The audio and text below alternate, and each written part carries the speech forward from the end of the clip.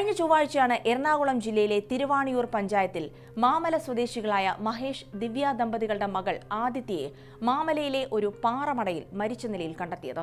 ചൊവ്വാഴ്ച സ്കൂളിലേക്കെന്ന് പറഞ്ഞു പോയതായിരുന്നു Aditya. Chottanikkara government vocational higher secondary സ്കൂളിലെ +1 വിദ്യാർത്ഥിനിയായിരുന്നു.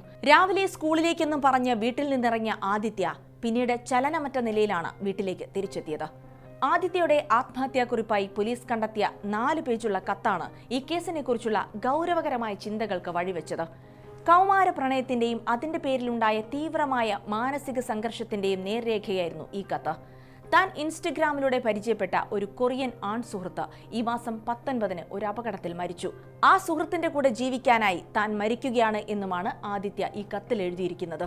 ആത്മഹത്യാക്കുറിപ്പിന്റെ പൂർണ്ണരൂപം പോലീസ് ഇതുവരെ ഔദ്യോഗികമായി പുറത്തുവിട്ടിട്ടില്ല.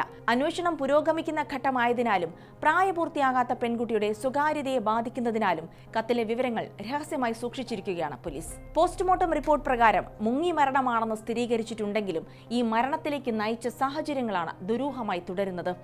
തന്നെ വളർത്തിയ മാതാപിതാക്കളോട് താൻ ചെയ്യുന്ന കാര്യത്തിന് മാപ്പ് ചോദിക്കുന്നതായും കത്തിൽ സൂചിപ്പിക്കുന്നുണ്ടെന്നാണ് പോലീസിൽ നിന്നുള്ള റിപ്പോർട്ടുകൾ.